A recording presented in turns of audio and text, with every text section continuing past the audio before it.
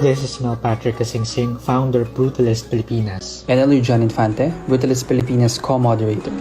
So today we're going to be briefly scanning through images of 5 of our favorite brutes from across the country. Naturally, we can't leave out the CCP Complex's National Theatre in the PICC, which is Asia's first convention center, both by national artist Leandro Locsin. Much has been said about these two, arguably two of the most renowned examples of brutalism in the country. I think brutalist buildings are sexy. They're confident, showing the material they're made of without pretense. They command attention. Locsin makes concrete very sensual and light. It doesn't feel heavy or cold, which are the qualities people usually associate with brutalism. The grand sculptural staircase of the National Theatre, a 1,000-bulbed chandelier that hovers above the voluminous PICC lobby are my favorite interior design gestures. Another building that, thank God, passed the test of time is this office building turned fast food chain branch in San Juan. I'm talking about the hulking red and grey KFC along EDSA, housed in the Pacific Machines building. Let's head south again to Pasay City, where the gargantuan GSIS/Philippine Senate Building Complex is located. The GSIS building, I think, is one of the most underappreciated buildings in the country. Its formal complexity and scale is quite a sight, and it had green credentials in a day and age where it wasn't norm yet. I just had to sketch it so I can further appreciate details George Ramos masterfully bestowed a structure. It's equal parts massive and respectful of the human scale, and the interplay between the landscape and the structure, it's just beautiful and near seamless. So now there's one brutalist gem there in Pampanga, LJ, which I can recall you taking me when we first met. I can still remember that. The Tibetan Shrine of Our Lady of Lourdes is a concrete church built in 1985 in Bacolor, Pampanga. It was said to be designed by an engineer, Julio Macapagal, together with 7 Animo architects. It was buried under 6 meters of lahar from the 1991 Mount Pinatubo eruption that literally erased the rest of my hometown from the map. It's still being used occasionally, despite it being below street level by the devotees of the lady. I can never forget the whole experience, from crouching and getting into the space, and standing face to face with the craggy stone altar and the cross, dramatically lit by a half-moon oculus. You have to see it filled with people. The ventilation is poor, but people just don't care. They love the shrine. They do because the faith that is associated with it is much stronger than the tragedy that happened. You know, I think this also goes to show how, despite its detractors, brutalist structures can still ably serve its spatial responsibilities 50 years after its birth. That its social and community-centric ideals, as well as material honesty, are not incompatible with the needs of contemporary Filipinos. Filipinos are known to be sentimental. We keep what our forefathers leave us with: old kitchenware, memorabilia, recipes. Sadly, heritage buildings are spared from this sentimentality. Brutalist buildings, modernist spaces, Art Deco structures, any of our built heritage for that matter, once we choose to let it go, it can never be brought back. A balance must be struck. How can you expect today's Filipinos to be aware of the value of what it means to be one, when we have all but erased the signposts and pathways that have led us to where we are now?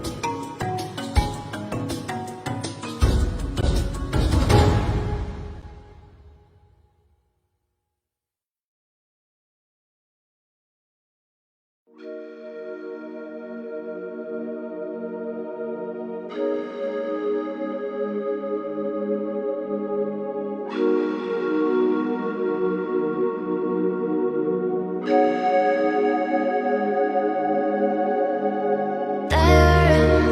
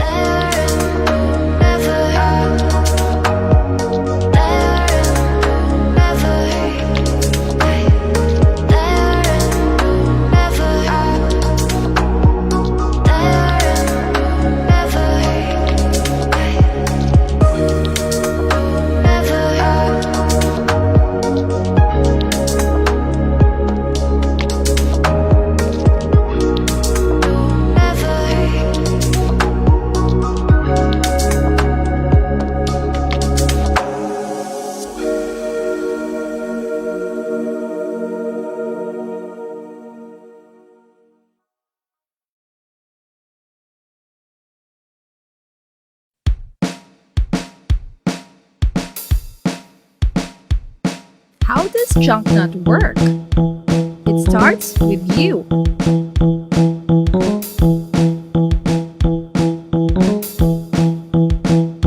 What does this mean? It means your trash, your furniture. But first things first, collect all your plastic waste. Remember to wash them up, give them to junk nuts. Your trash will engage community, and there you have it. You have your very own handcrafted upcycled furniture out of your plastic waste. Remember, it starts with you, ends up with you. Act now.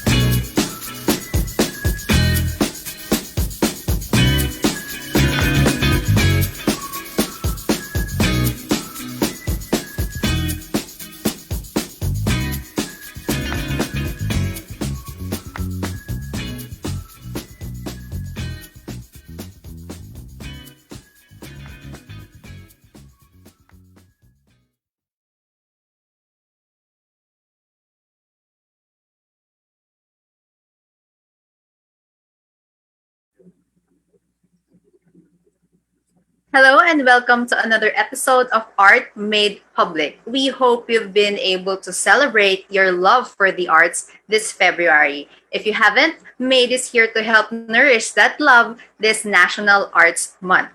The Metrobank Art and Design Excellence was established in 1984 by Dr. George T. Xiao Qian. MADE serves as a platform to recognize the excellence of young Filipino artists through the painting and sculpture competition. MADE is also dedicated to contributing to the development of Philippine art and design through education. As we welcome another year in the new normal, we open with the theme Emerge, Step into Your Boundless future. Emerge is our call to action for artists to rise and take back their power to create. We invite creatives to step out of the shadows and explore their boundless potential. Together, we can mold a society where creativity is at the forefront of change. The future of art is in your hands. And we at MADE are dedicated to empowering creatives and achieving and harnessing their excellence. This year, we resume the search for talented young artists whose works echo the spirit of Filipino creativity.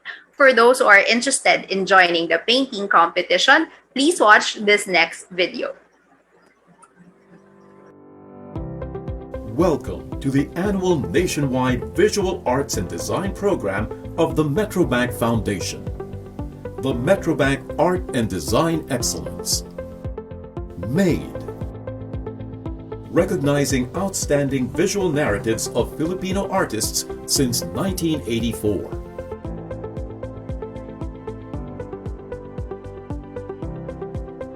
Open to Filipino painters, 18 to 35 years old. No solo exhibition yet. MADE accepts only one entry in one category: oil or acrylic on canvas, or water media on paper. Not eligible. Former awardees of the Young Painters Annual or MADE Painting Recognition Program, chairperson and members of the current Board of Judges, and immediate family members. To submit the artwork, follow these guidelines. Size: between 18 by 24 and 36 by 48 inches. Weight: maximum of 17 kilos with frame. Frame: artwork to be framed with hanging provisions. Frame and matting, maximum 5 inches. Don't glue canvas on wood. Originality: only original work accepted. Copies of existing works are disqualified. Credits: links and photos related to art must be submitted. Actual entry: please do not sign the actual artwork and ensure it has not been entered in any competition.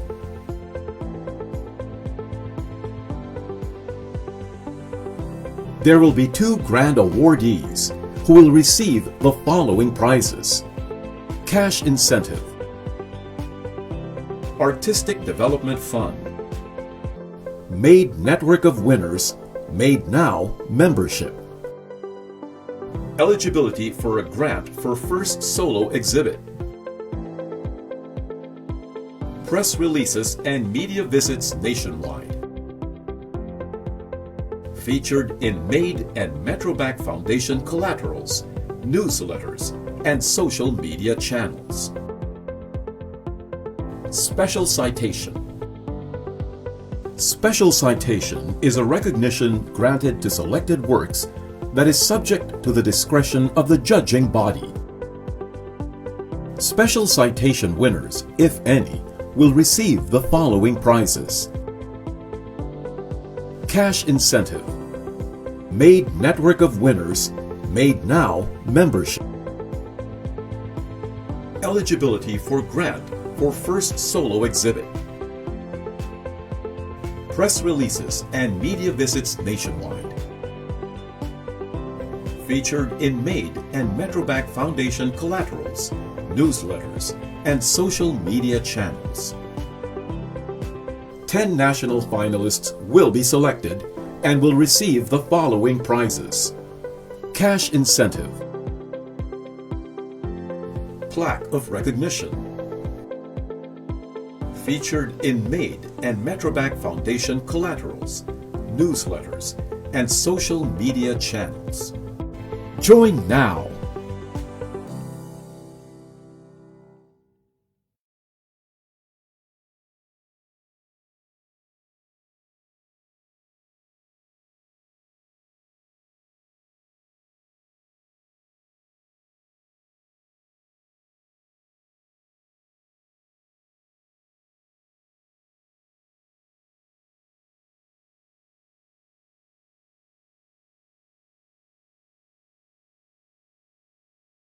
Beginners and mid-level artists are welcome to join. However, former awardees of the competition, employees of Metrobank and its affiliates are not qualified to join. In addition, entrants must keep their identity and their entries confidential throughout the duration of the competition. Entrants may submit one freestanding sculpture only. The entry must be an original work, fully conceptualized by the artist. The entry was not be submitted to other local or international competitions, nor included in selling or non-selling exhibitions prior to and most especially during the competition. Entrants may use any sculptural material except organic or ephemeral materials. The entry must be a minimum of 1 foot in height, 1 foot in width, and 1 foot in length, and a maximum of 2 feet in height, 2 feet in width, and 2 feet in length. The entry should not weigh more than 40 kilos, including its base. For the sculpture competition, we will award one grand awardee to receive a cash prize of 500,000 pesos, Metrobank Foundation's institutional trophy, membership to the MADE network of winners, nationwide media features, and opportunities for further artistic development. Two special citation awardees may also be chosen to receive a cash prize of 100,000 pesos each. For the complete guidelines to the competition, please visit madeartdepot.ph. When you are ready to submit your entry, go to our website and you may click Submit Your Entry at the top of the page. Make sure you choose the correct entry form for your category. Fill out the form and make sure to submit the requirements to hello@madeartdepot.ph. For the list of the complete requirements as well as how to label them, please visit the guidelines on our website or click the link on top of the comment section here on Facebook. Don't forget the deadline of entries is on March 31. Aside from the prizes, MADE also provides its winners with the opportunity to make their debut through the Winners Exhibition every September. The works from this year's awardees will be put on display for the public to enjoy. This is our way of helping them realize that there is a vibrant future for young people in the arts. MADE also travels all over the Philippines to bring its collection of winning works closer to the public. In doing so, we hope to encourage young creatives to start their own masterpiece. Thanks to technology, we are able to continue this tradition even during a pandemic. This year, we present to you Thriving in the Midst, Leading the Ascent, a virtual exhibit of selected MADE winning artworks over the past 38 years, curated by Mr. Alain Zedric Camiling. Good afternoon, everyone. I hope we all landed well in 2022, staying safe and healthy. I'd like to begin this short tour by thanking Metrobank Art and Design Excellence team for having me as curator of the online exhibition component in line with Art Made Public 2022. The title of this exhibition is Thriving in the Midst, Leading the Ascent. It's partially lifted from then Metrobank Foundation Chairman George S.K.T's message for the 2000 National Painting Competition Catalog of the Metrobank Foundation, where he shared about art being alive and thriving in our midst and having a significant role in the evolution of our social and cultural character. It's also prudent to mention that the National Painting Competition was introduced in 1984 to engage the youth in a positive endeavor amid the political and economic chaos that the Philippines was in at that time. This competition perhaps was the beginning of all these. In the recent article I wrote, I actually threw in a question by the end of the review dedicated to all artists, practitioners, and professionals across the visual arts ecosystem. The line goes, why are we doing this and who are we doing it for? I find this a very crucial question that we must keep in mind in our everyday as artistic and creative practitioners. Simply put, bakit natin ito ginagawa at para kanino ito? I wanted to begin with this question because nagsisimula ito sa ating lahat, which then translates and creates a ripple effect on what we do. What drives us in this complicated and vast world despite the struggle we encounter in the everyday.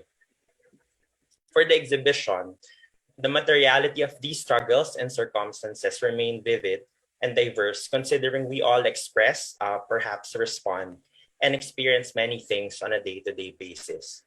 These eventually trigger us to reappraise or reevaluate possibilities and decisions on and for ourselves across different contexts connected to our everyday.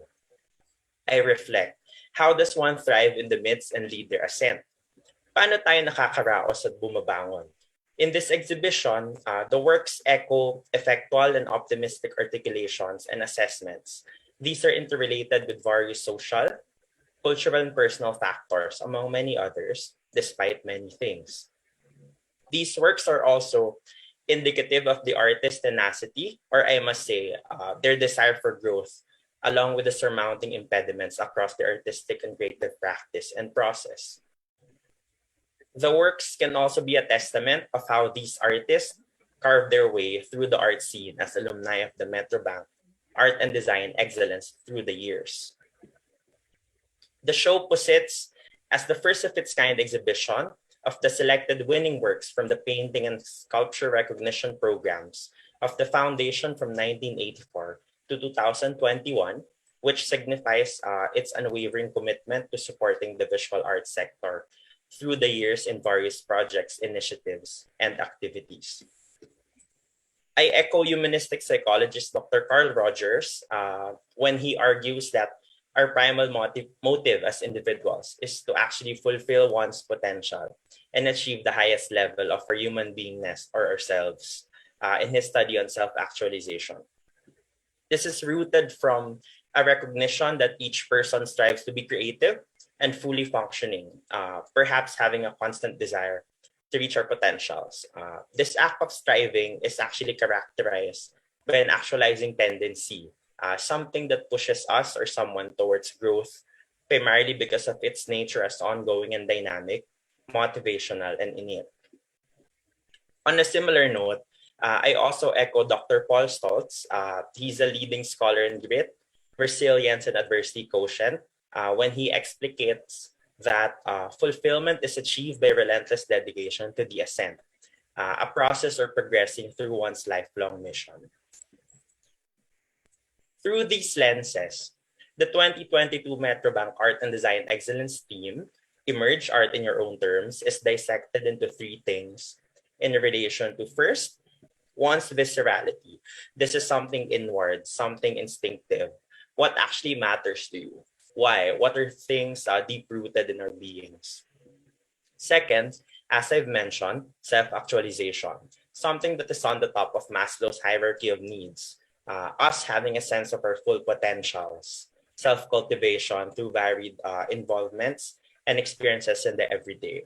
Where do we actually go from each fault and limitation? Third, a spirited journey. I ask, how do we respond to dynamic situations and complexities of the everyday, geared towards growth and self-development as creative and artistic practitioners? The exhibition is an empowering action to rise, perhaps leading the ascent. It's a purposive invitation to define and create through creative and artistic endeavors, emerging towards the new, and most of all, something that echoes our spirited challenge in the everyday, to innovate and revamp, emerging from the old, thriving in the midst. Some of the artists who have been part of MAID's recognition programs in this exhibition have been exceptional in their own way and actively participating in the arts ecosystem in both local and international contexts, like Anton Del Castillo, Elmer Borlongan, Alfredo Esquillo, Manny Garibay, Roberto Fileo, Toym Imao, Mark Justiniani, Leslie De Chavez, Sam Penaso, among many others. Lastly, in this exhibition, I hope we all be reminded that our journey as creative and artistic practitioners are as dynamic as the everyday. It's not always perfect, but surely it's geared towards something productive, something meaningful, and something that could potentially change and inspire the self, the others, and the world positively. Thank you very much, and I hope you enjoy viewing the exhibition and the discussion this afternoon. Thank you so much, Elaine. Thriving in the Midst, Leading the Ascent runs until December 22, 2022, and is available for viewing at our website, madeartdepot.ph. So here's a fun fact about the exhibition. For some of the artists whose works are on display, the Made Winners exhibition was actually their first show. Many of them have gone on to become successful visual artists. Truly, everyone starts somewhere. And today, we hope to give you the push that you need to take the leap and make your dream come true. To help you navigate this journey, we invited leading creatives to talk about their unforgettable first and how saying yes to new experiences is the first step to an enriching journey. Our first guest is 2007 Made Awardee Interior Design Wilhelmina Willie Garcia. She is the creative genius behind Junknut Eco Creatives, a local-based interior design and furniture company anchored on sustainable design. Her vision for Junknut is transforming waste materials into functional items, giving a nod to upcycling and generating livelihood opportunities for indigenous communities. She was recognized by the Department of Trade and Industry in her hometown, Laguna. She was eventually tapped to do the interiors of their negosyo centers and deliver inspirational talks to micro, small, and medium enterprises. For this, she received Laguna's first Green Award in 2015. Joining us as well is Mel Patrick Kasingsing. He is the founder and editor-in-chief of design and culture title canto.com.ph. He previously served as group creative director at One Mega Group and as art director for Adobo Magazine, where his creative direction for the magazine's relaunch helped nab the brand's Philippine Quill honors.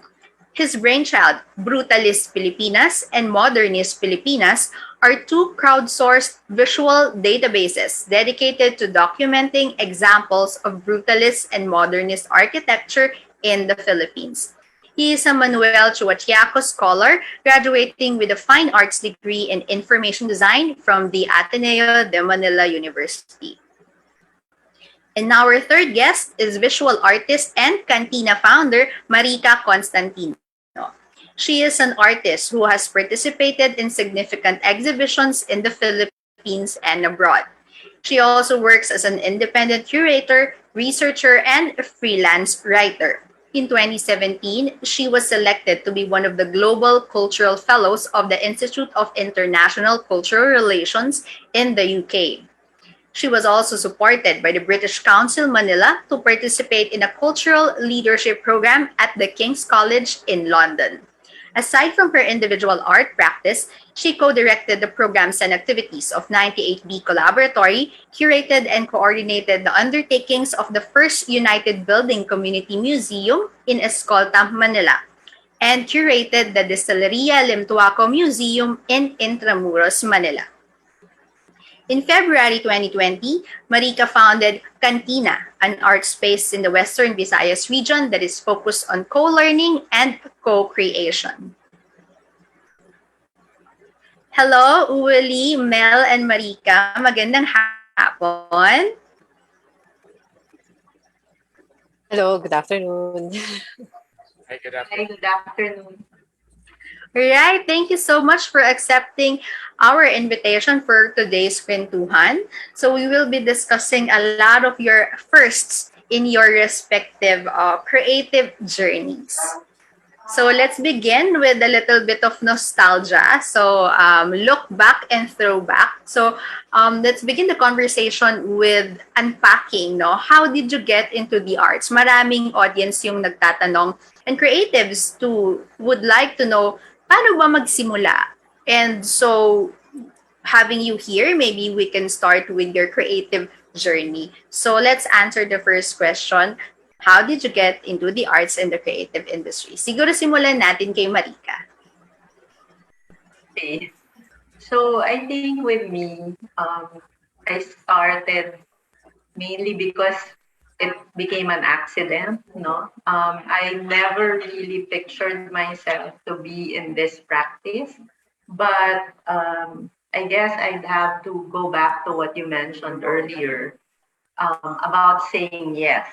No, so it was basically about that. Even if it's not in your plans, if you see an opportunity or an opportunity accidentally falls onto your lap, say yes. No, it was also the same experience with my first curatorial job. So just say yes.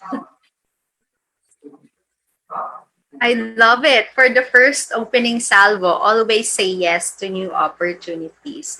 And then maybe let's ask Mel, in your creative endeavors, there are several opportunities and even creating communities, advocacies that you were able to engage in. So how did your creative journey start?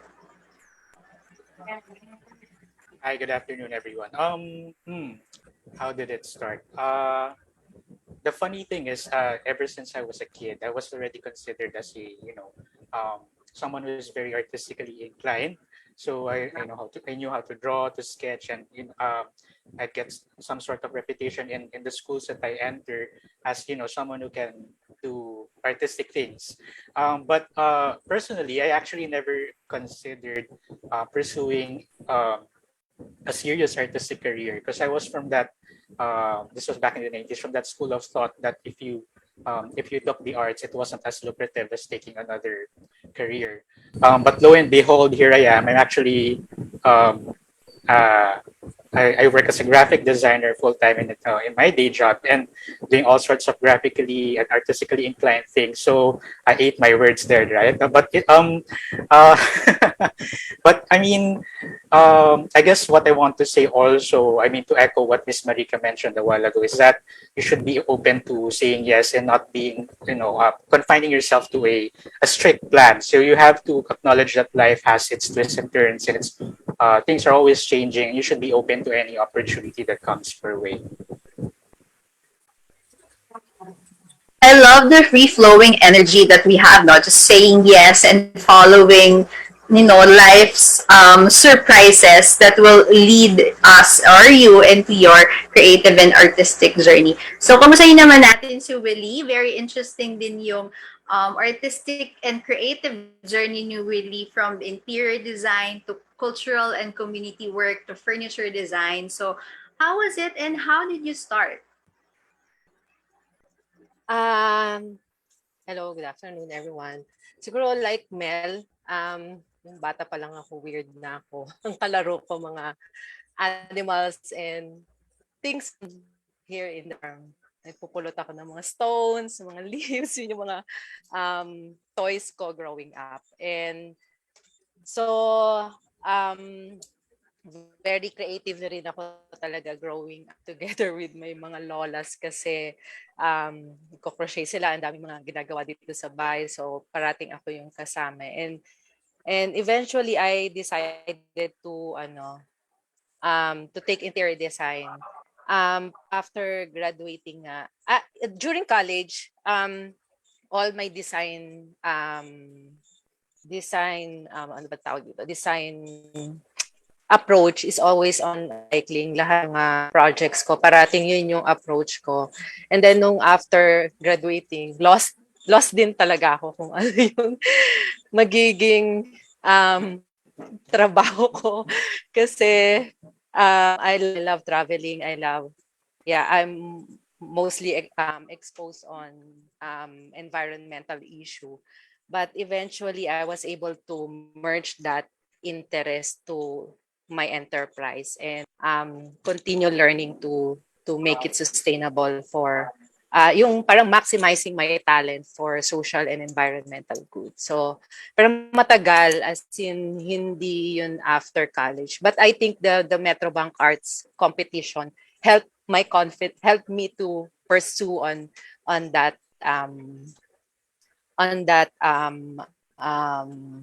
career on sustainability. Yan, kasi that time the team was the environmental shape you it. So parang swak dun sa interest ko. Everyone has an interesting story to share, no? And what would be most relevant also that our viewers feel actually is everybody felt a little lost at certain point in time of your respective artistic and creative career. So, guys, okay lang yan. Everybody feels that way at the beginning, and eventually you will find your way as well. So, to further talk about the many firsts that you've had, so i-unpack na natin. So, how about your first encounter with the advocacy or the practice that you're championing now? Um, you're all having to practice in different organizations and advocacy. May mga sarili-sarili kayong brand or advocacies that you pursue. So let us know, how was it your first encounter, and what is the advocacies that you are further pushing for in your current practice. So maybe you can talk about the specific, canto, cantina, and junk knot, and how was it when you were starting those advocacies? Sige, balikan natin si Mel. Kamusta naman ang canto.com.ph? Hey, sorry, is my volume okay? Sorry. Long story. So, Kanto is actually a 7-year-old brand already, and it may not look like it, but yeah, I actually started it 7 years ago as a one-man thing, and it's something that I started as a sort of like a hobby or a sort of like an experimental project where I get to do all the sorts of fun publication design, editorial things that I can't exactly do in my day job. So it started that way, and as the years rolled by, it also piqued my curiosity about exploring other things that interested me, such things that go beyond the art. So I'm also interested in literature and a host of other fields that I wanted to explore. And as you know, I'm actually quiet the introvert, so it was a challenge for me to what they call this. Canto was a big challenge for me because it involved talking to people you don't know to find out their stories, right? That's like a creative journal. So it really also helped me get out of my shell, and at the same time learn more about the industry I'm in, learn more about the craft that I'm currently practicing, but also learn about the things that I am interested in, and it contributed to like a more comprehensive and accurate worldview of how art and design is around the world. Well, that's for Canto. For Brutalist Filipinas naman, ever since I've always been interested in architecture, ever since I was still in college and taking up a fine arts course. I was a sort of anomaly because most of my projects were mostly architecturally related for some weird reason. But I think I was a bit lucky when it came to when I started working. I got to work in a magazine that's dedicated to architecture, and it really fueled my interest more in this subject matter, and it also led me to discover about brutalism as a style and its history, and uh, having that interest and fostering it with my years in that magazine. I finally started Brutalist Filipinas in 2018 when I made more aware about the dangers and the less than ideal scenarios and situations that our brutalist built heritage is facing. Thank you for sharing. The creative journey, ang gandang tignan kung paano that when you are starting something, number one, you always have to start somewhere. Pangalawa, yung advocacy and community relations actually also changes you as a practitioner, and becomes an avenue for growth, not just of the community that you're building, but also you as a creative practitioner. So let's hear from Marika. How was your first, ang dami rin advocacy, brands, residencies that you are doing so far, and how was it when you were starting? Okay. With Cantina, so basically that's the most recent effort that I'm in. We formed it in 2020, February of 2020, and it's based in Roa City in Capiz. So I did encounter a lot of firsts with regards to establishing Cantina. Well, first of which is that partial relocation to another place, no? And secondly, there is also the language barrier, because while my grandmother was from Rojas City, but I basically grew up in Quezon City. So born and raised in Manila, and my practice really emanated from Manila. So moving there and anchoring myself in another place where I didn't really speak the language, that was challenging to mobilize the community. And I was just mentioning a while ago to a friend that I've been taking really baby steps in mobilizing the community, because in the province, there is really no gallery system in place. There's also no educational institution that's focused purely on fine arts or the arts. So those are things that we do struggle with. And because of those challenges, there are so many like little firsts that kind of accumulate in a sense. But I think I do believe I share this with Willie and Mel, na, the belief na if you feel na you need to do something, you just really have to do it and struggle with whatever challenges that are sort of hurled at you.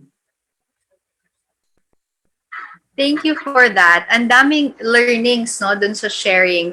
First would be um the the first challenge maybe in pushing through or breaking through your first would be the internal challenge. Ang daming kong narinig from your sharing about dealing with your own feeling of fear, of courage, of strength, of faith leading that energy leading you to do this and do that ganyan. So parang it's empowering for young artists to know no who are listening to us and watching over at Facebook Live that the first challenge maybe is your own self-doubt and fear na kailangan mo pagdagumpayan in breaking through your first.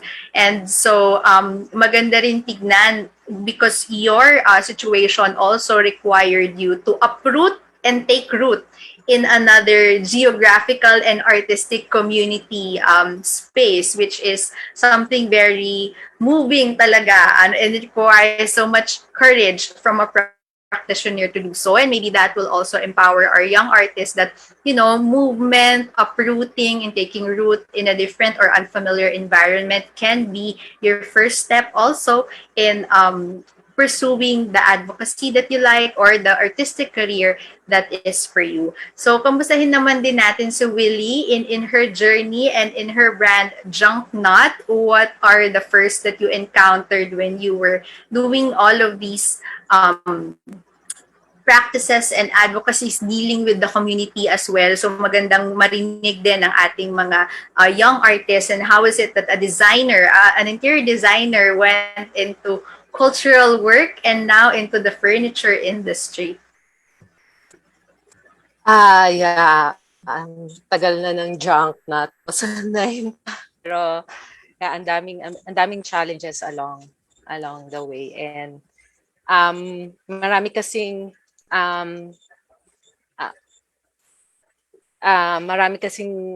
kailangan mo identify na strength and weaknesses of yourself and the company.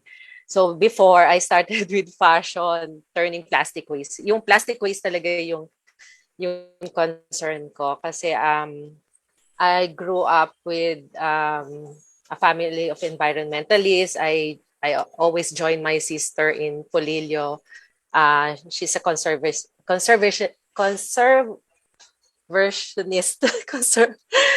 conservationist sa island. So yung nag-clean up kami. So that one participant asked us na saan dalhin yung plastic waste na waste na collect namin, and wala kaming solution but to just bring it out of the water and store it. So parang nag-stuck sa akin yun. Dapat may solution, di ba? Hindi solution yung itatambak lang natin sa another place. So anyway, it grew my curiosity on how to give solution to this, specifically the plastic waste, because is recycled naman. And I started with bags and fashion accessories, and I failed on that kasi nga hindi naman ako fashion designer. I'm trained as an interior designer. Why am I on that field? So ang daming realization, and throughout the years I changed my business model, and actually 2018 lang naging sustainable yung business when I changed my business model, and learning from all the mentors and mga acceleration seminars na ina-attendan ko. And yon, very nung nag-focus ako on furniture noong 2018, dun lang nag-succeed yung junk nut kasi nga I'm an interior designer, trained designer. So the biggest challenge that I encounter is the community, kasi hindi ko strength yon, community organizing. And but I pursue pa rin. Started with 4 women, tas ngayon 77 na sila. So it's a learning process talaga na you have to, diba, listen to your mentor and ask advice to people, and it continue learning. It's a continuous non-stop learning throughout the process.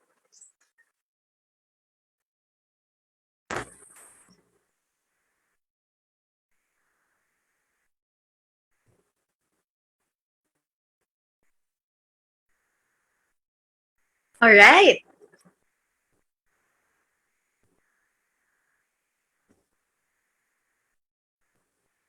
Thank you so much for that sharing, Willie. It's really nice to hear how you were able to pull through and actually draw strength from your own background, from the people that you grew up with, your own family, regarding the advocacy, most especially of caring for the environment. So, you andon ang hugot to be able to pursue your advocacy and work with the community. So talagang maraming matututunan yung mga young creatives who are listening here right now, that despite the many challenges of the many firsts that you may experience, actually drawing strength, not just from you, no, but also from your immediate surroundings, the values that you were brought up with, and the advocacies that you want to fight for. Those are areas of strength where you can actually draw from to be able to pursue your artistic career. And there was also an evolution that she mentioned regarding understanding the business model of the brand. So may mga technical requirements din, kumbaga, or na kailangang aralin or mag-grow into it to be able to pursue, no, the brand and running the business, in a sense, helping out the community. So thank you so much for sharing that advocacy of your first. So we actually have a very cute question from the audience. From time to time, sagutin naman natin sila para they feel engaged. So thank you for asking. The audience would like to know, sino daw ang inspiration nyo para ma-pursue o masimula ang inyong first or yung mga advocacies that you have. So meron bang mga iconic inspiration that actually helped you na maging fighting para to pursue this many first? So siguro, puntahan natin yung design industry. Mel, meron ka bang inspiration, mentor, anyone that helped you? Kasi yun nga, kung the self in the immediate environment can be a little bit discouraging, looking at icons, idols maybe, to as inspiration may help young creatives in pursuing their passion.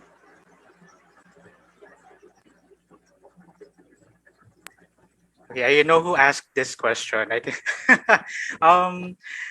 Wow, that's a very I hate answering questions like this. It's so difficult to narrow it down. It's super pressure, no, to like choose just one. But I would have to say, and I guess this will also underscore the fact that, you know, like for all the kids watching here, it is very important that you find a good mentor who's willing to share everything he, she, or they want to teach you about what they've learned throughout their career. So for me, I think my biggest inspiration or someone who really pushed me to, you know, be who I am right now is my boss from my previous job, Miss Judith Torres.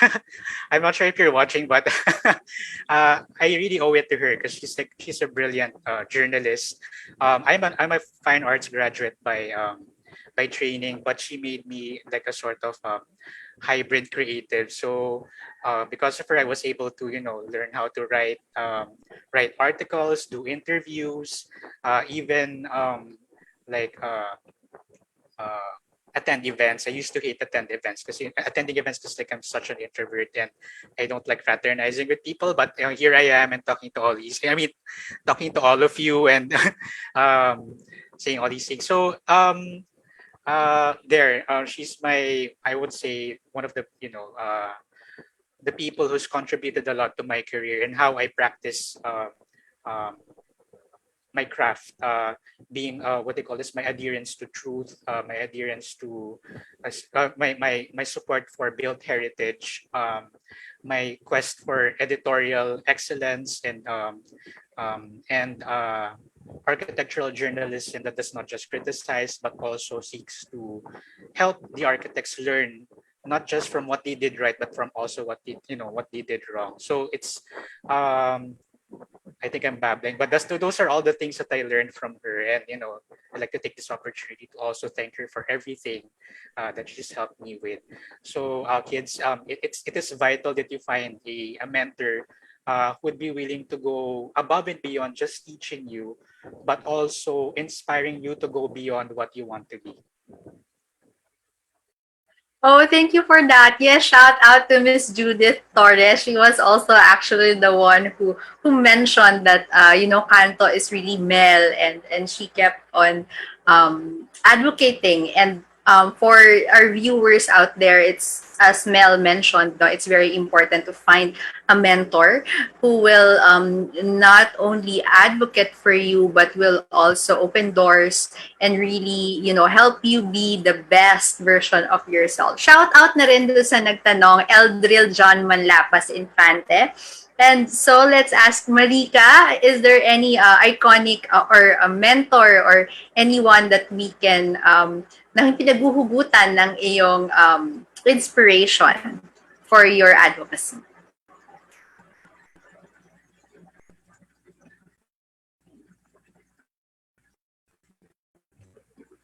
Sorry, naka-mute.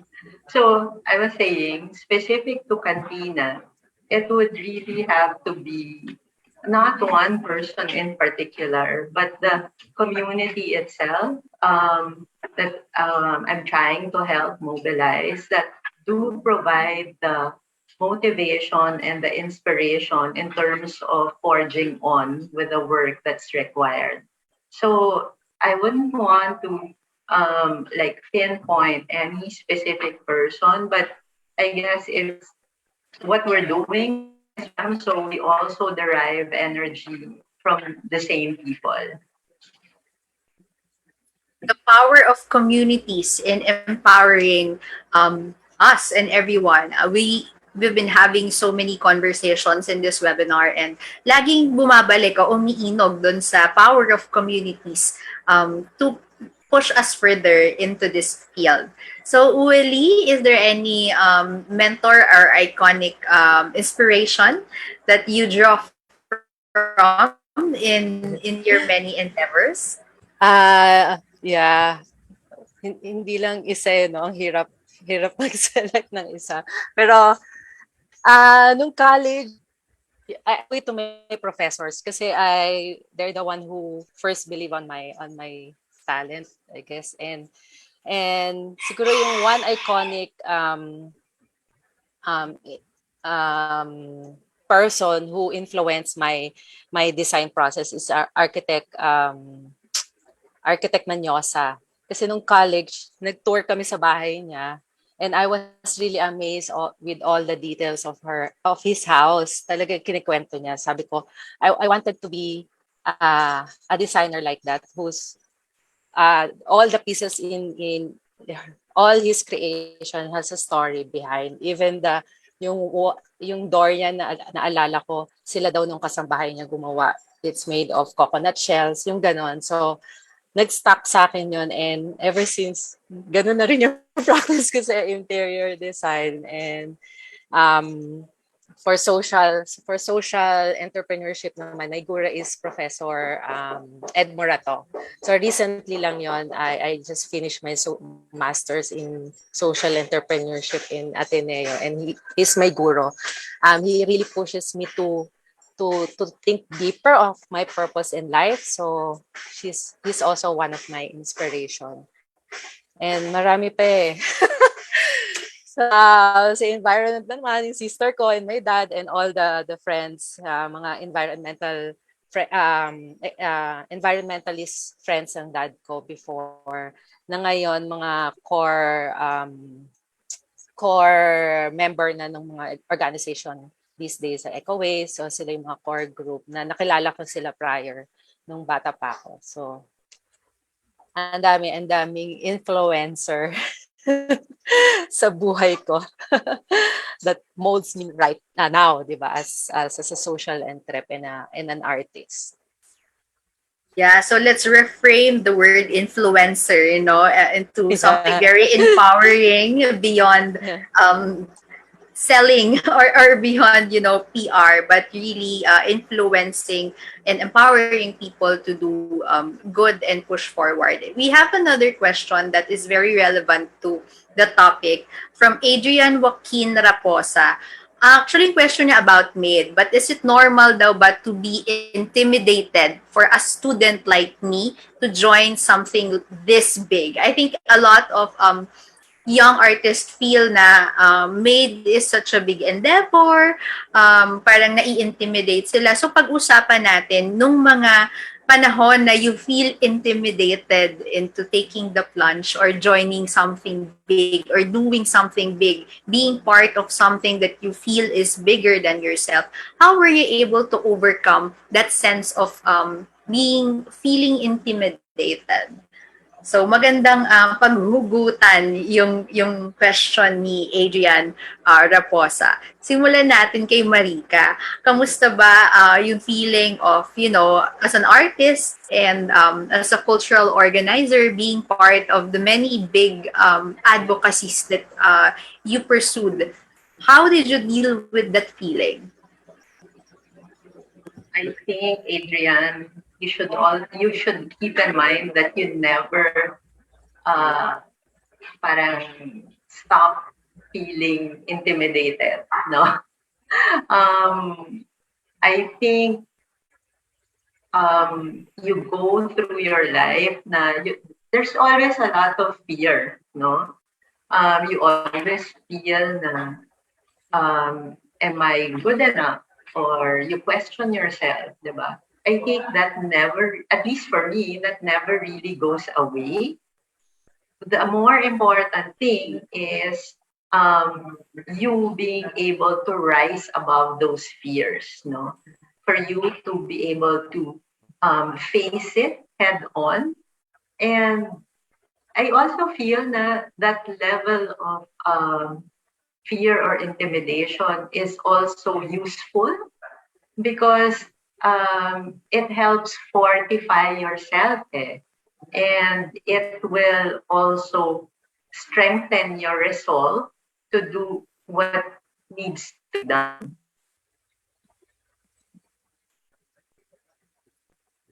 Thank you for that. Words of wisdom. So, i-affirm natin na it is normal to feel intimidated, and katulad nga ng sinabi ni Marika, maybe it's something good. Design thinking, you reframe the problem or the situation into something that may work best for you. So, tanungin natin si Mel sa mga experiences of putting up all of these advocacies, the Brutalist, the Modernist Filipinas, and Canto.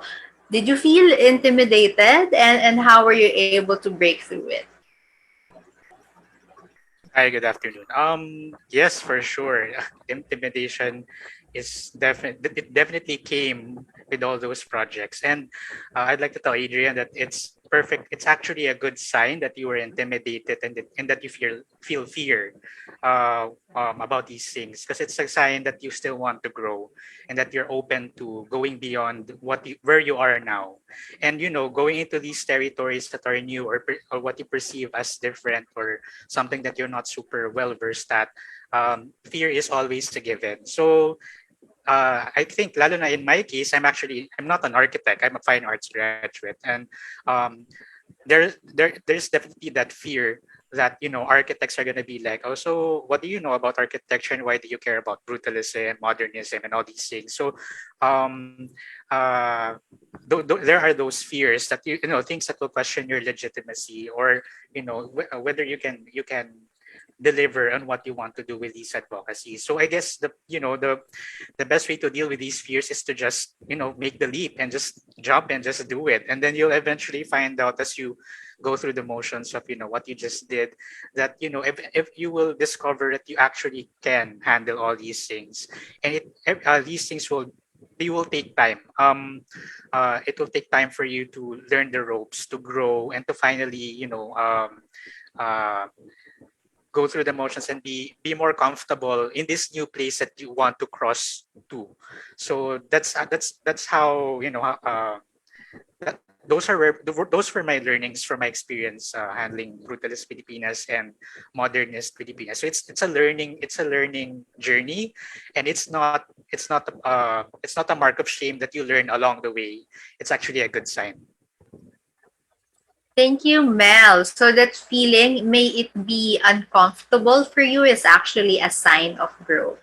So tanungin natin si Willie, most especially dahil naranasan niya yung pag-join ng competition. Because I think our audience is asking this in the context of, joining competition, because being part of something that you feel is larger than yourself, or actually joining a competition, is in a way opening yourself and your practice to vulnerability, especially in the creative and artistic field, kasi creative output yan, artistic output yan, and then you're opening it up to a competition and being subjected to judging and criticism. And so maybe that's part of what some young creatives would feel na nakakahinder sa kanila to pursue something like this. So really, siguro partner rin doon yung pagsali, no? Yung feeling of being intimidated sa pagsali sa isang competition, and at the same time your personal experience in putting up junk knot, siguro yung feeling of breaking through the intimidation. Yeah, like Mel and Miss Marika cared, hindi mawawala yung intimidation. Naalala ko, ni-recall ko nga yung maid experience ko. Sobrang intimidated ako dun sa mga... So, especially nung visual artists, nung mga winners, na parang bakit ako nandito? I'm an interior designer, and yun, I always question myself. And siguro ang advice ko lang na pwede kong ibigay, never compare yourself to others, and never stop. If you lost a competition in this year, never stop trying again, kasi yun din yung experience ko nung sa junk nut naman. I was also intimidated nung sumali ako ng Manila Fame, kasi 'di ba, first time ko sumali ng Manila Fame, feeling ko ang sobrang liit ko talaga. And when I launched my brand sa Manila Fame, Yun, sobrang fear ko. Ang liit-liit ng booth, tapos wala akong decor and whatever. Basta yung chair ko lang and yung sculpture na ginawa ko together with Day Hardiniano. Tapos I won the ano ba yun, Eco Design Product year. So parang wow, yung intimidation mo mawawala eh. Kasi parang it validates your parang your talent through that venue. Yeah, never stop achieve your dreams and never compare yourself to others. I think that will help you overcome your fear.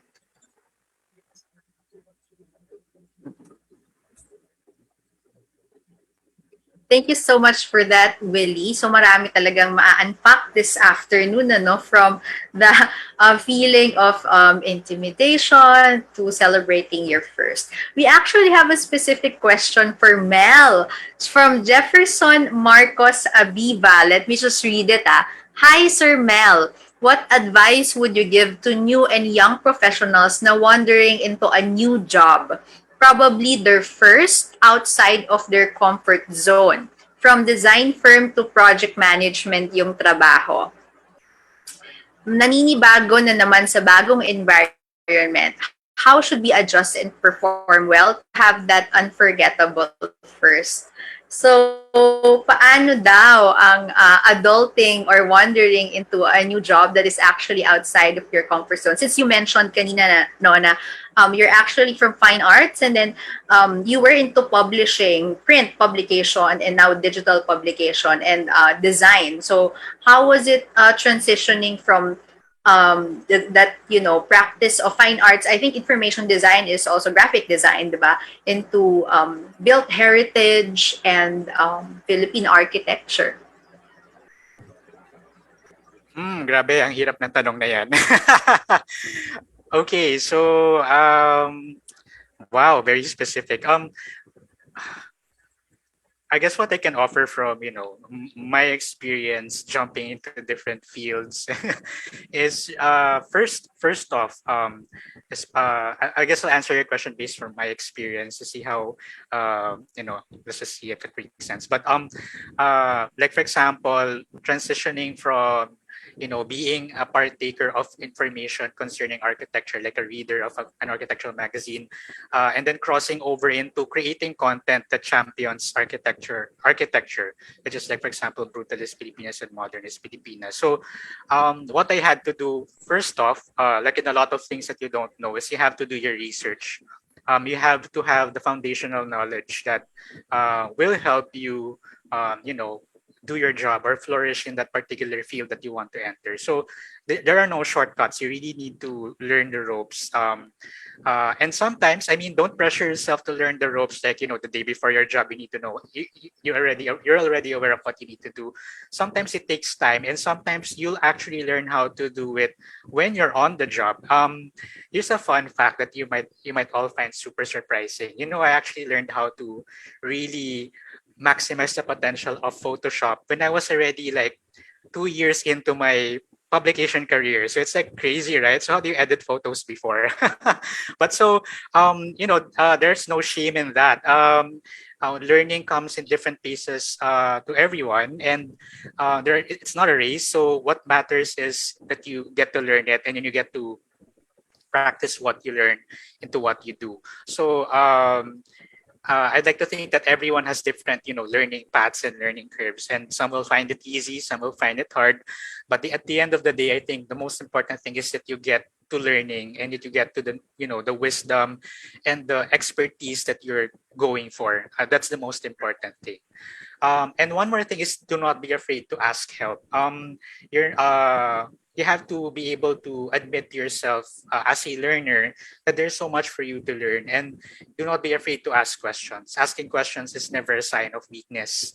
It's a sign of, a hunger for growth, a hunger to be more than you are currently. So do not be afraid to ask your supervisors about what to do, because I think it's better to know what to do rather than, you doing it and failing, and what comes next after that, right? So uh do not be afraid to ask questions, because I think there is like this sort of mindset that people think that asking questions is a weakness. It's so not. And there, I hope whatever I'm whatever I'm babbling about helps you in your crossing over to a new field. And best of luck to you, Adrian. Diba? Congratulations kay Jefferson for the new job and good luck in project management. So thank you for answering the question of our viewer. So sige, mangarap naman tayo, ibalik din natin dun sa mga first na hindi naman nakakatakot kasi ang daming fears na na discuss, lumalalim ng usapan sa mga takot at pangamba. So what was your first big break? And what is the one thing that you wish you knew when you were starting out? So, dun tayo sa mga masayang milestone, masayang first. So, what was the big break that you've had? Kung marami, pag-usapan natin lahat yan. And what was the one thing that you wish you knew when you were starting? So, unahin natin si Marika. Kamusta ang big break in the many organizing and advocacies in the art and artistic community?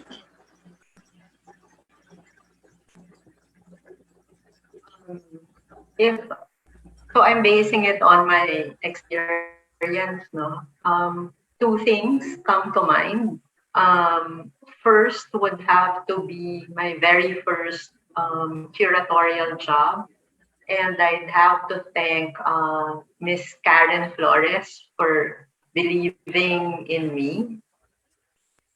And it was like, so let me put it bluntly, na I didn't have any academic training in terms of curation. So I'm basically an artist curator. But she challenged me years back with this parang public art installation competition at the CCP. No, so my first project was called Juan for Trees. So it was a public art installation at the front lawn of the CCP to celebrate Earth Day. No, so it was my very first curatorial project, and thankfully, as I mentioned, Karen believed in me and was also prepping me up by saying that because my background was in architecture, that I do have an appreciation for space. So that was actually very exciting, but also very scary. But I'm glad that it sort of started things for me. And then maybe the second thing that came to mind is, I think I mentioned this to Lalaine before we started this talk, and it's actually my current exhibition now. That is actually on view today, starting today. So this is my first solo exhibition after so many years. My last exhibition was in 2013. So this is like a new experience again for me. After, I guess because I was really concentrating more on community work and community organizing in terms of the arts.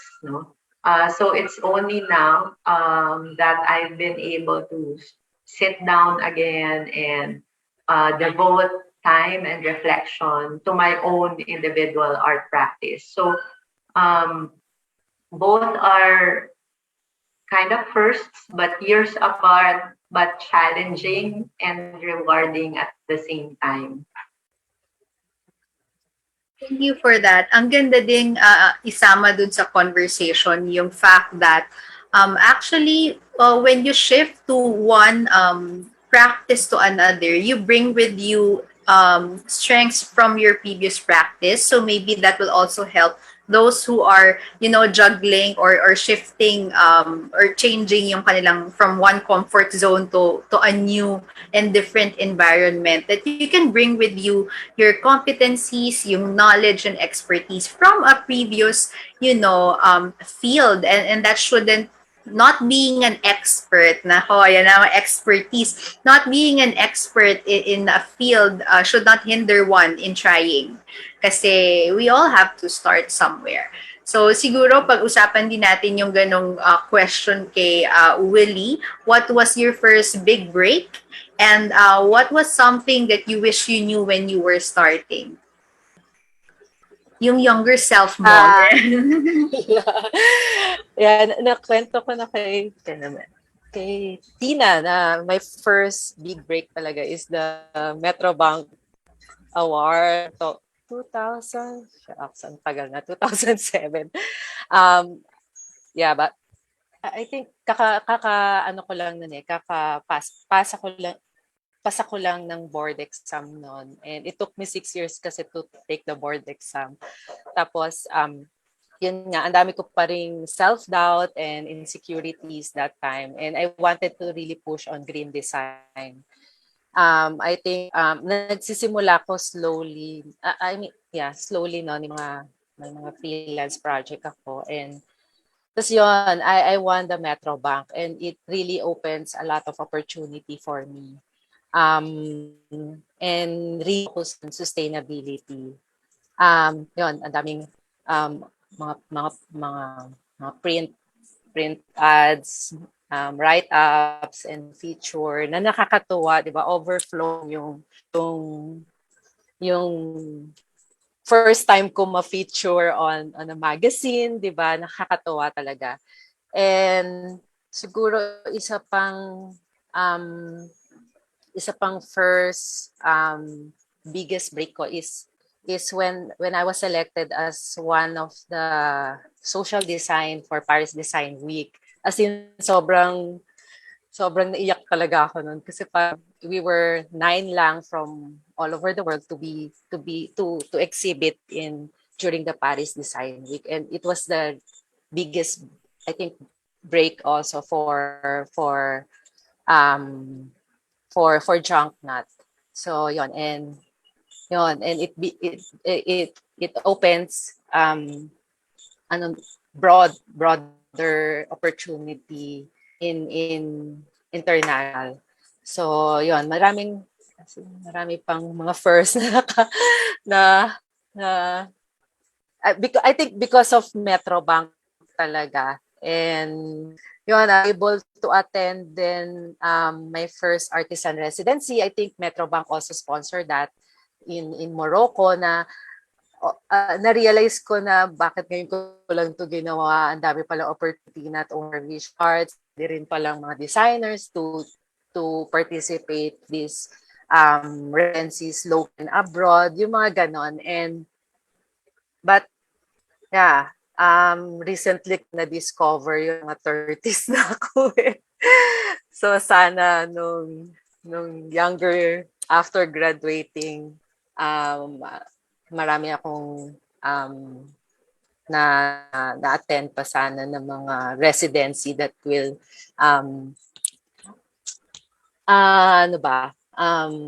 help me build up my confidence. Pero yan yung mga first opportunities that I encountered throughout the years. I think yung mga young designers and artists can also look into, 'di ba? And all these opportunities. Never doubt yourself as in applying to this residency. Ano nangyari sa ano to? Yes, naku, residency. Marami tayong pag-uusapan tungkol sa residencies mamaya. And Yes. yeah, isa dun sa mga big opportunities, no, that young artists can also look into other than competitions is also furthering your career by joining residencies or participating in this active, art ecosystem and creative Mm. ecosystem that we have. And part of it is showing up, part of it is engaging, even in online talks and conversations like this. That's already part of growth and participating. So, si Mel, pag-usapan natin yung big break or breaks that you've had. And parang kailangan ko pa ng salamin, what is your message to your younger self? Something that you wish you knew when you were just starting out. Sige. So, breaks muna. So, my first big break for Kanto, surprisingly, is actually pretty recent. It happened in 2021. Um, Kanto, as I mentioned, is actually a 7-year-old title that I started when I was still working in my other job. But it was only last year that we decided to really take it seriously, and really invest on it and its potential. So back in January 11, 2021, we relaunched Kanto as a website catering to creatives from the Philippines and Southeast Asia. So just championing the best of creativity in the Philippines and Southeast Asia. So when we did our little get together with the architects and friends from the industry, I was admittedly terrified because I've been in the sort of the architecture design uh, in those circles for around 8 years or 9 years already, but I'm still not confident enough that I can command, their attention or their respect for what I am doing. So it is very scary when we did that little get together that Miss Judith helped me organize. But lo and behold, despite some Zoom mishaps, we actually had close to 100 people attend, and this is something that is super what they call short notice. It was not in an ideal time slot, but I was crying inside and was just like super touched by the sort of belief and trust in the potential of Kanto as a platform for creatives to share share their thoughts, share their expertise, and hopefully inspire others to do the same thing. And just be a platform for knowledge sharing and inspiring each other. My first naman for Brutalist Filipinas happened back in 20. Grabe, this pandemic is dulling my memory, but I think it happened in 2018 or 19. Basta one of those years. I was invited by Sir Ivan Mandy, one of my heritage advocacy mentors. Super thankful for him.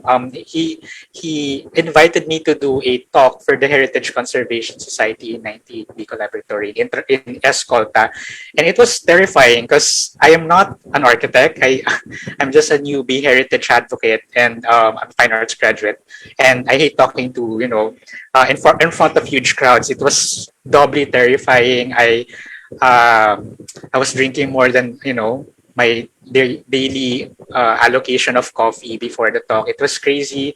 I was terrified that I'm gonna get crucified when I do the talk and whatever. But lo and behold, I just did it. It wasn't my best performance, but and there were super hard questions after the talk. But you have to start somewhere. It's not gonna you're not gonna get the belief or the trust or the confidence of the people that you're talking to if you're gonna chicken out, and if you're not gonna claim the opportunities that come your way. So it wasn't my best talk, but I would have to say that was one of the pivotal moments that really helped launch Brutalist Filipinas to the nearly 20,000 strong following that it currently has in social media. So still very much thankful for that opportunity.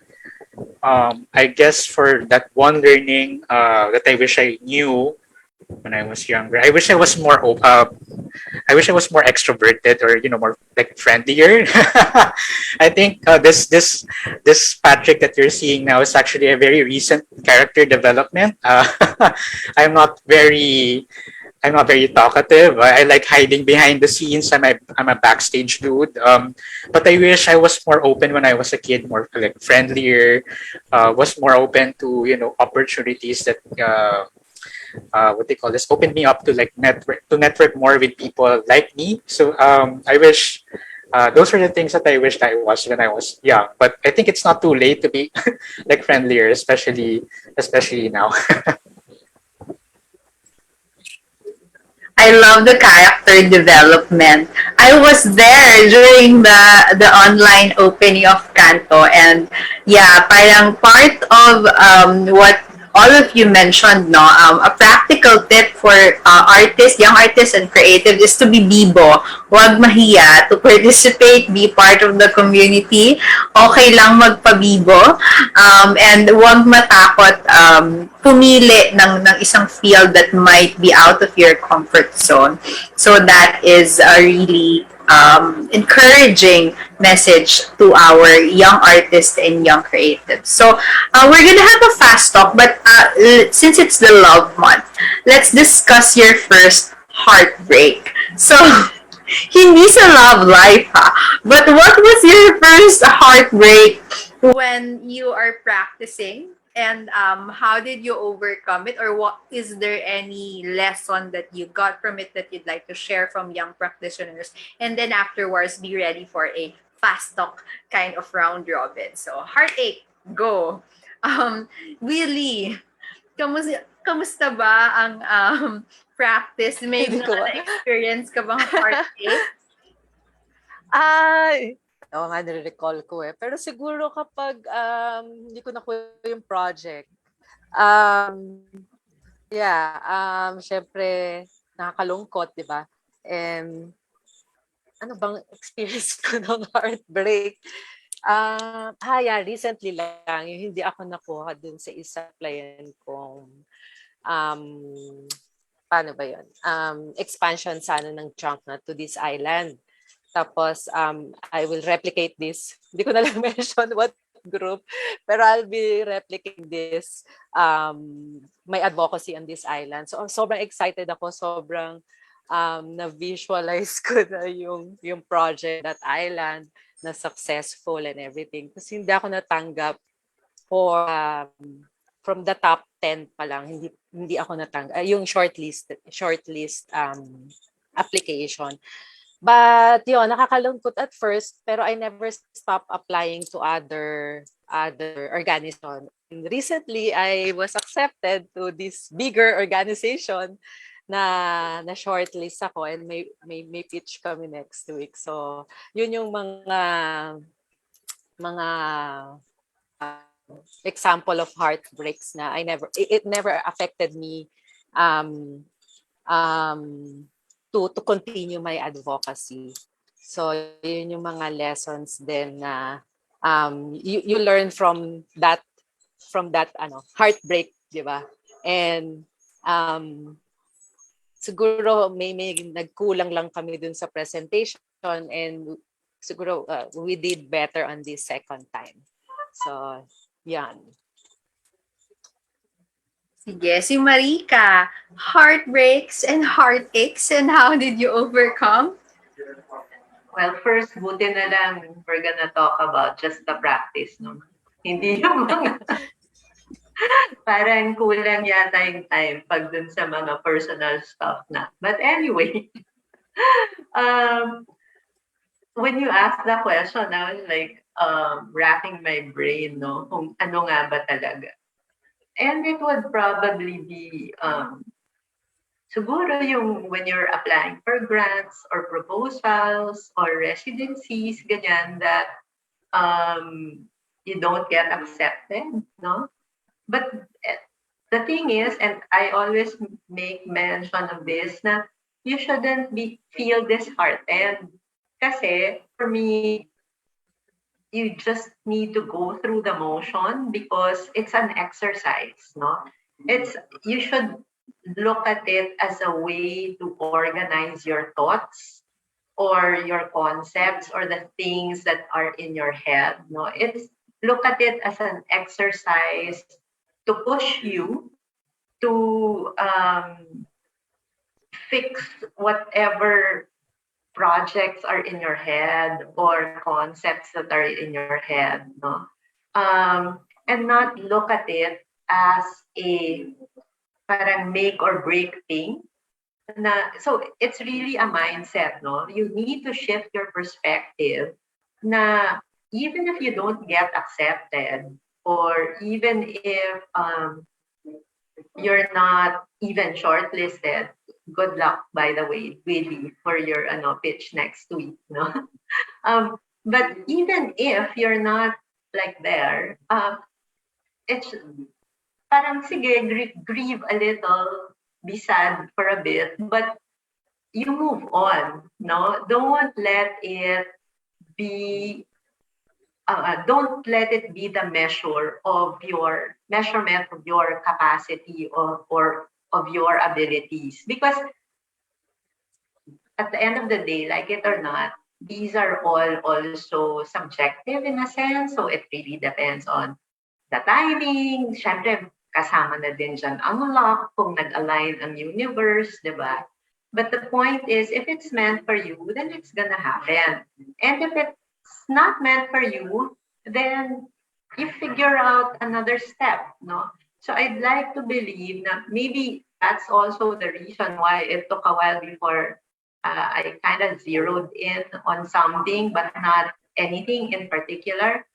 Maybe it's because I try to look at things, and maybe for also those young people who are watching, no, don't let it consume you, no. Make all of these heartbreaks or missteps na parang these are stumbling blocks, yes, but these are ways by which you can learn. No, these are maybe even mistakes that you can learn from, but it shouldn't really be your end all and be all. No, I think for artists and creatives like us, it's also easier to sort of parang pick ourselves up because we're very resilient. And we always try to make do with what we have. So I guess by having those positive mindsets, these heartbreaks can be lasting relationships in the end. Career pa ba yung pinag-uusapan natin? no, but really, it's nice to note that creativity can be the road towards, not really healing, but converting your heartache or heartbreak into your breakthrough.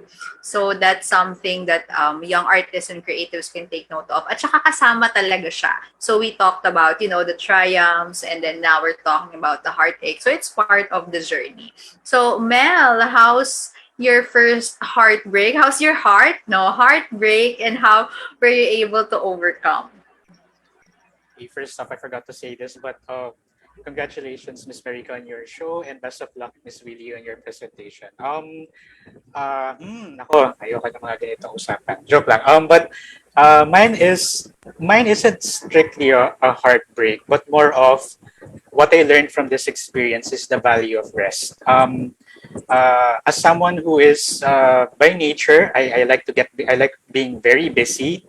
I feel really restless when I'm not doing anything. So there came a point at around 2017, or was it 2018, where I was doing so many things. So I think that was the time I was running Canto, I was doing my day job, I was doing all sorts of things on the side, and there was just this one moment then. Where I felt I was so creatively drained and so tired, and I just want to stop doing everything that I'm doing. So it wasn't a moment of heartbreak, but more of the realization that you want to do so many things, but you're only human, and you don't have, a perpetual supply of energy. And sometimes it's just really frustrating to be in that sort of situation. And to be honest, it really got me a bit depressed, and I felt a bit. I lost a bit of confidence in my capabilities to really pour myself out in these things that I am currently doing. So uh, in that same year, I decided with my partner in Canto that we're going to go on a hiatus. So it's such a yeah, I guess you could say it's a heartbreak. It's a heartbreaking thing to do, like to put a pause or to stop something that you've been doing for years all of a sudden because you find that you're so tired and that you can't offer the same amount of energy that you used to because of you were in that particular rut or situation. But I'd like to think that my partner and I were it was a brave decision to put a pause on Canto and acknowledge that that you're tired and that you need to recharge. So I guess I also want to share to the viewers that it is not also a sign of in my experience, it's not a sign of weakness to put a pause and to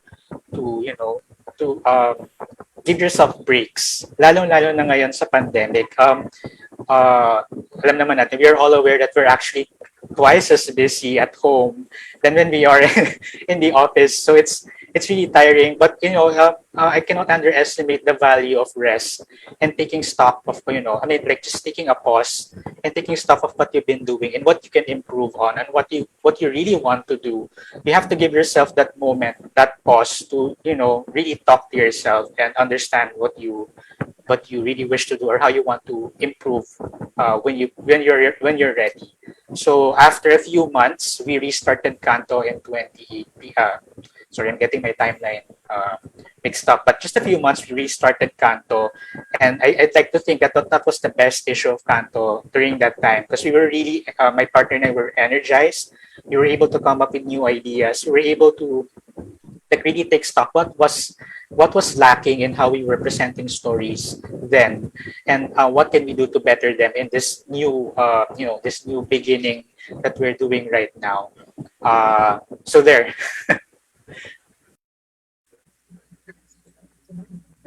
I love it. The beauty in the pause, and that pause is part of the process, actually.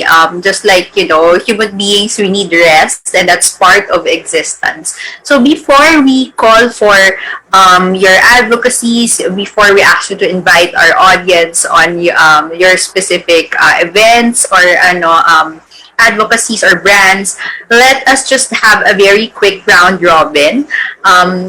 And this is entitled What Comes First for You. So may babagitin na akong two options, and then just based on your intuitive preference, just share with the audience kung anong choice nyo. So yung pagkakasunod-sunod natin will be based on how we are laid out here on the Zoom. So Willie, Mel, and then Marika. So I'll begin. Tapos dire-diretso lang natin siya. Wag i-overthink. Tapos na tayo mag-overthink. Ngayon, intuitive fast talk approach. So, what comes first for you? Knowing or taking the plunge? Willie. Junk nut. Knowing or taking the plunge? Knowing, sorry. Knowing. Mel. Taking the plunge. Taking. Marika. Taking the plunge. Taking the plunge. Oh, brave souls. So, next, dire-diretso na lang. So, starting line or the end goal? The end goal.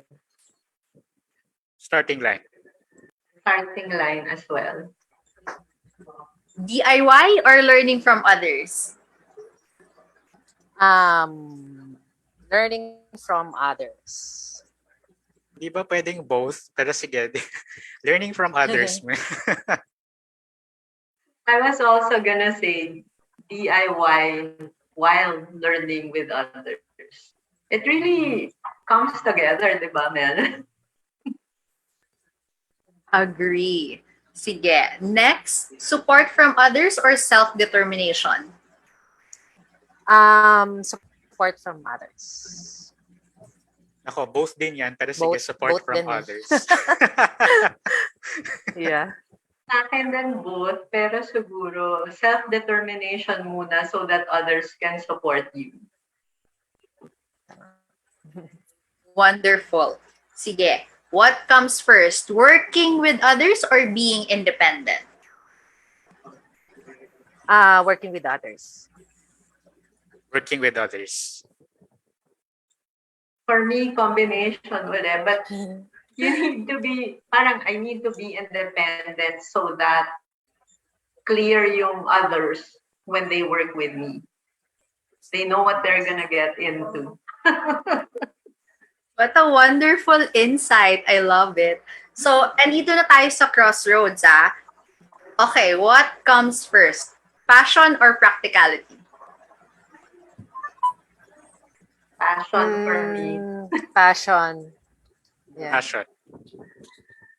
I love it. Vote for passion. So, thank you so much for indulging our quick fast talk. And before we end this very insightful conversation, we invite you to also share with our audience what is new, and you may also invite them in your events.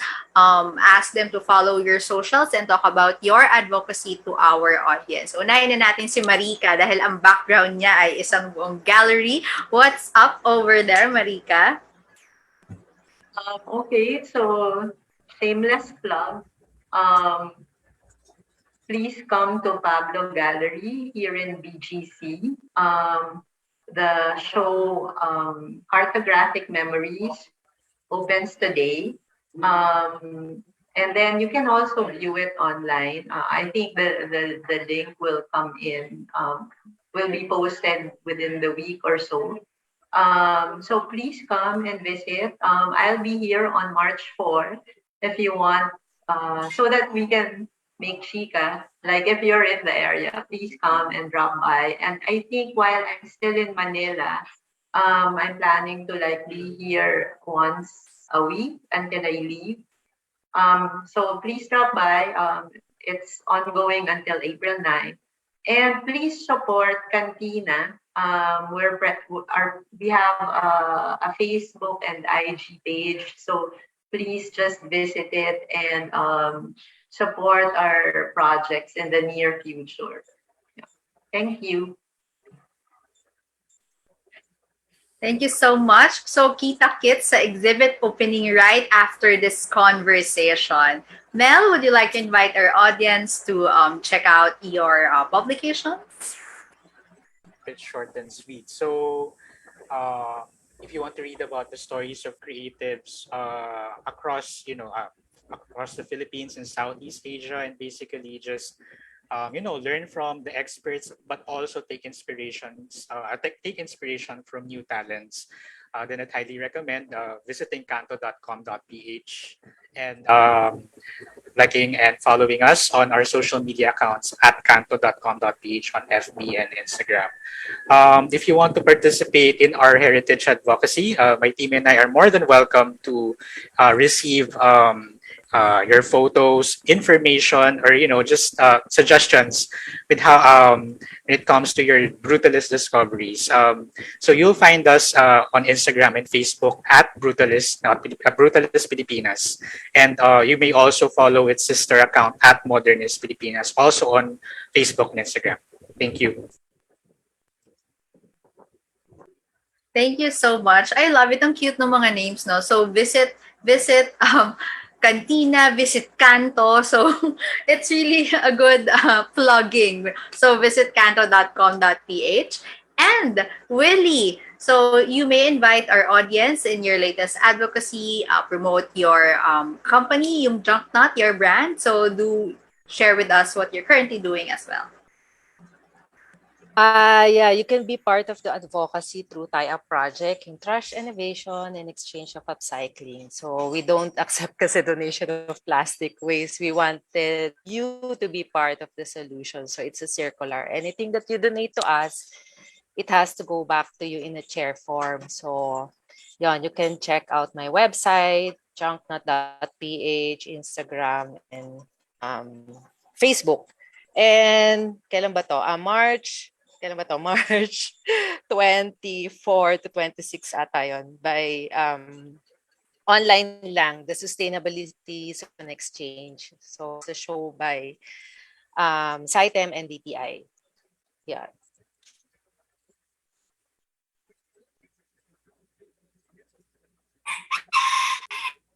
All right. Once again, maraming salamat to our speakers. We applaud you for taking the plunge, not just for being with us this afternoon, but to actually being instigators and, the very first people who instigated the certain grants and advocacies that you have that will serve and continuously inspire our creative and artistic community. So maraming salamat also for being here and sharing such an inspiring conversation para sa ating mga young artists who may be the next, instigators also. Maybe, in the audience na nagtatago yung susunod na advocacy that will be launched in the new normal. So once again, maraming salamat for joining us. Thank you so much for your time, Willie, Mel, and Marika. All right, so thank you everyone also who sent in your questions and comments. We are happy to share with you the 2021 Made Art Catalog and Bio Art Mask to the following attendees: Jefferson Marcos Abiba, Adrian Joaquin Raposa, and Eldri John Manlapas Infante. So maraming salamat for sending in your inspiring questions that we were able to talk about this afternoon. And earlier this week, we also asked you to share with us an unforgettable first from your own experiences. So congratulations to the following who shared and engaged with us: Wei Cindy, Richard Arocha, and Ingrid Pilarta. Thank you so much for sharing your first, and you will win a Bio Art Mask. Please do send us a message to claim your prize. And that's it for this month's episode of Art Made Public. We hope today's episode helped give you the boost that you need to take the plunge and make that first step, and of course to say yes to that opportunity, because who knows, it could be your unforgettable first. Let's continue this kwentuhan online. Like and follow us on Facebook and Instagram at Metrobank Art and Design for updates on Made and about the competitions. Deadline of entries is on March 31. Don't forget to mark your calendars and visit madeartdepot.ph to learn more about our programs. If you would like to request for a certificate for today's program, please send us a message or visit the comment section here on Facebook for the request form. And tune in again next month for another episode of Art Made Public. Until then, keep safe everyone at marami pong salamat.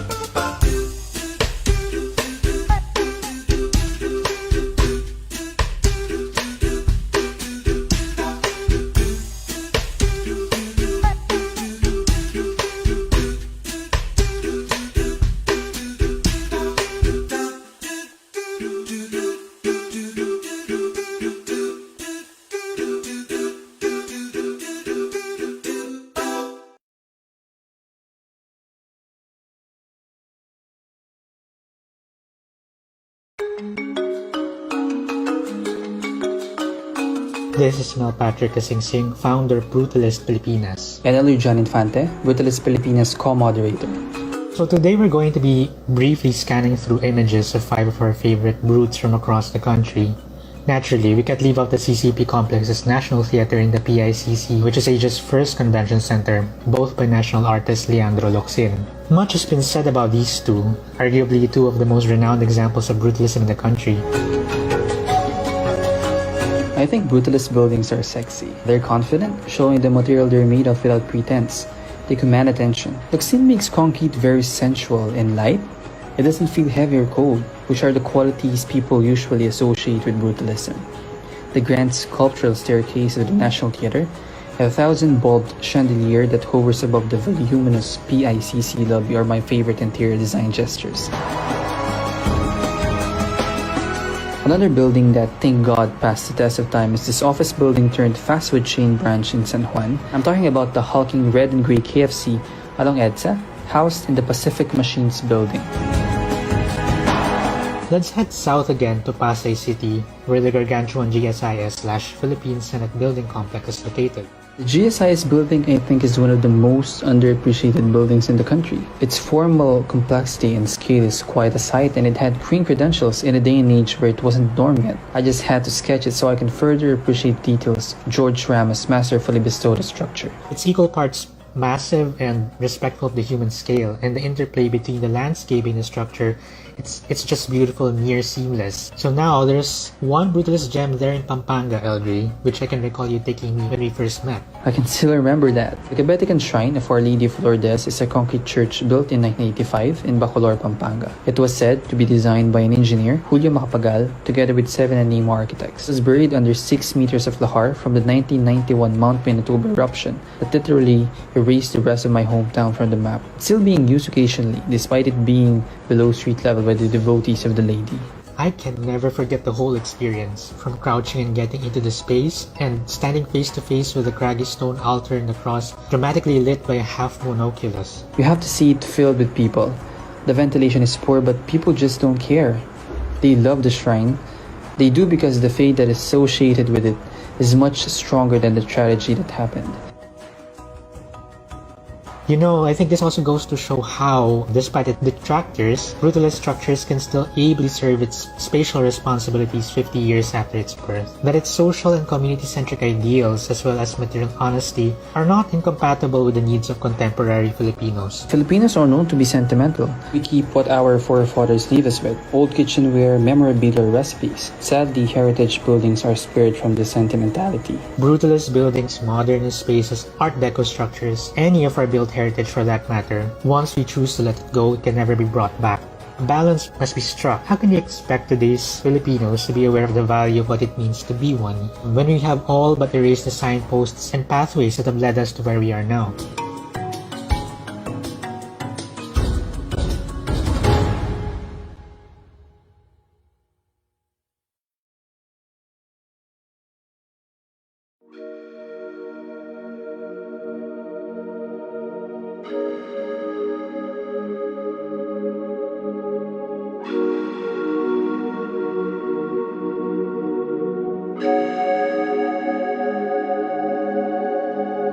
There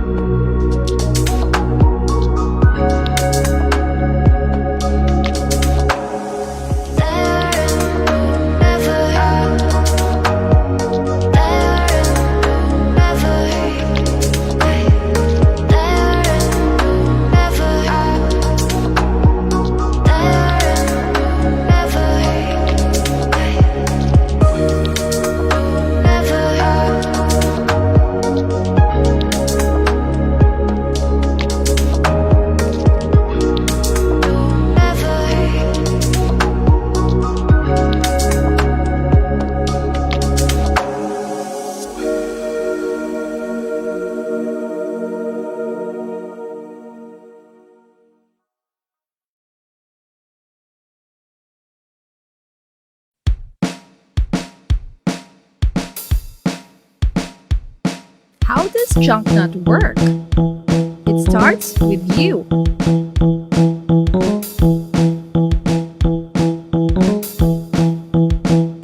What does this mean? It means your trash, your furniture. But first things first, collect all your plastic waste. Remember to wash them up, give them to junk nuts. Your trash will engage community, and there you have it. You have your very own handcrafted upcycled furniture out of your plastic waste. Remember, it starts with you, ends up with you. Act now.